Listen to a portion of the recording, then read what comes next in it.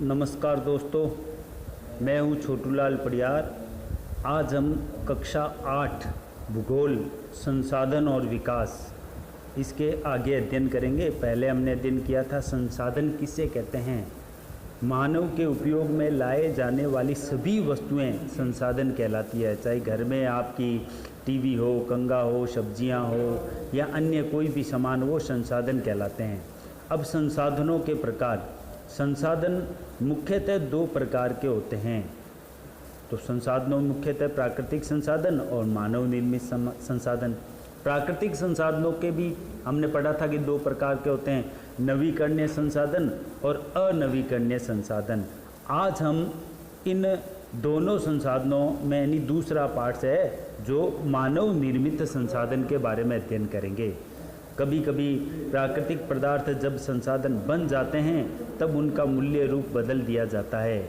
लोह-अयस्क उस समय तक संसाधन नहीं था जब तक लोगों ने उससे लोहा बनाना नहीं सीखा था।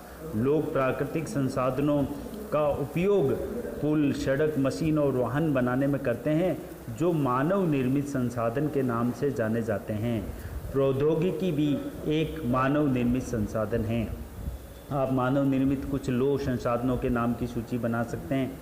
इसलिए हम जैसे लोग प्राकृतिक संसाधनों का उपयोग करके मानव निर्मित संसाधन बनाते हैं। मोना ने समझाते हुए कहा, हाँ। राजू ने स्वीकृति में सिर हिलाया। क्या आप जानते हैं कि मानव संसाधन से तात्पर्य लोगों की संख्या, योग्यता यानी मानसिक और शारीरिक है। यद्यपि मानव को संसाधन मानने के लिए संदर्भ में लोगों में मतभेद है, इतना होते हुए भी इस तथ्य से इनकार नहीं किया जा सकता। मूलतः मनुष्य की कुशलता ही भौतिक संसाधन या भौतिक पदार्थों को मूल्यवान संसाधन बनाने में सहायता करती है। अब मानव किस प्रकार संसाधन है, इसके बारे में हम अध्ययन करते हैं। लोग और अधिक संसाधन बनाने के लिए प्रकृति का सबसे अच्छा उपयोग तभी कर सकते हैं जब उनके पास ऐसा करने का ज्ञान, कौशल और प्रौद्योगिकी उपलब्ध हो। इसलिए मनुष्य एक विशिष्ट प्रकार का संसाधन है। अब हम संसाधन के दूसरा प्रकार मानव संसाधन के बारे में जानकारी प्राप्त करेंगे। लोग और अधिक संसाधन बनाने के लिए प्रकृति का सबसे अच्छा उपयोग तभी कर सकते हैं जब उनके पास ऐसा करने का ज्ञान, कौशल तथा प्रौद्योगिकी उपलब्ध हो। इसलिए मनुष्य एक विशिष्ट प्रकार का संसाधन है। अतः लोग मानव संसाधन हैं। शिक्षा और स्वास्थ्य लोगों को बहुमूल्य संसाधन बनाने में मदद करते हैं।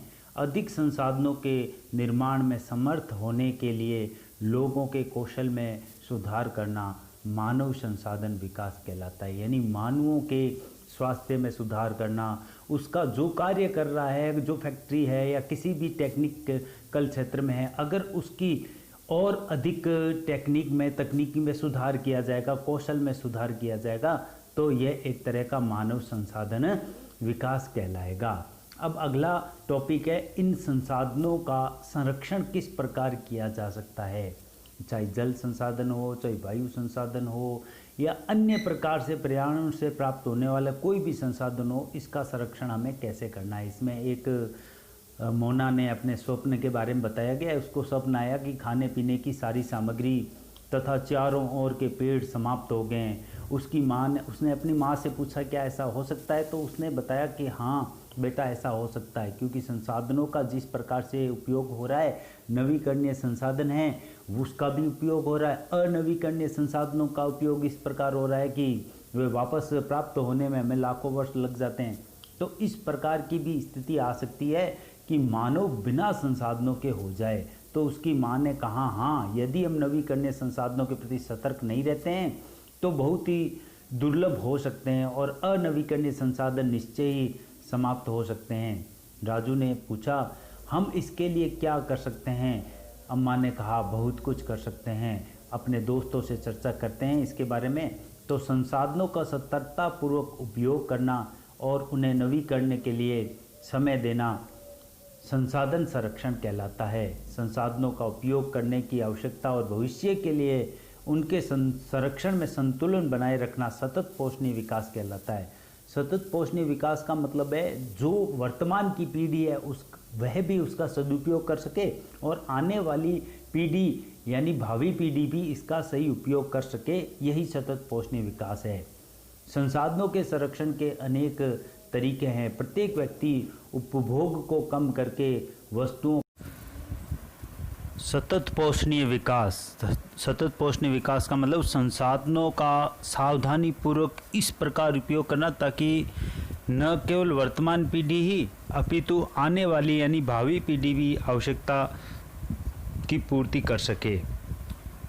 उस शाम बच्चों और उनके मित्रों ने पुराने समाचार पत्रों, व्यर्थ वस्त्रों और बांस की डंडियों से लिफाफे और ख़रीदारी के लिए थैले बनाए। मोना ने कहा, हम इन वस्तुओं में से कुछ वस्तुएं उन परिवारों को देंगे जिन्हें हम जानते हैं।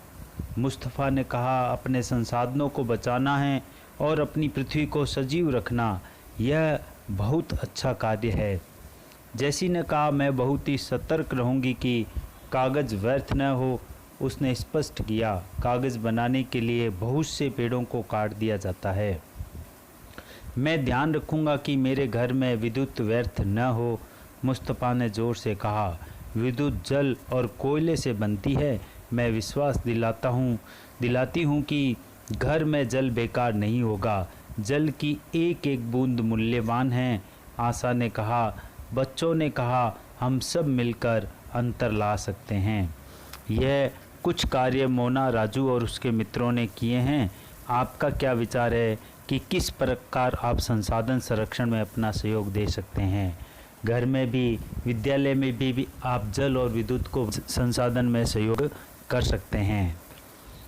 सतत पोषणीय विकास के कुछ सिद्धांत: जीवन के सभी रूपों का आदर और देखभाल, मानव कल्याण की गुणवत्ता को बढ़ाना, पृथ्वी की जीवन शक्ति और विविधता का संरक्षण करना, प्राकृतिक संसाधनों के ह्रास को कम से कम करना, पर्यावरण के प्रति व्यक्तिगत व्यवहार और अभ्यास में परिवर्तन, समुदायों को अपने पर्यावरण की देखभाल करने योग्य बनाना, हमारी पृथ्वी और इस पर निवास करने वाले लोगों का भविष्य पेड़ पौधों और परितंत्र की सुरक्षा और संरक्षण से जुड़ा है। यह सुनिश्चित करना हमारा कर्तव्य हो जाता है कि सभी नवीकरणीय संसाधनों के उपयोग सतत पोषणीय हैं। पृथ्वी पर जीवन की विविधता संरक्षित की जाए, प्राकृतिक पर्यावरणीय तंत्र की हानि को कम से कम किया जाए। इस भूगोल के संसाधन और विकास के पाठ 1 के ये अभ्यास प्रश्न हैं। आप सभी इसको फेयर कॉपी में इस पाठ की सहायता से पूरा करें। धन्यवाद दोस्तों।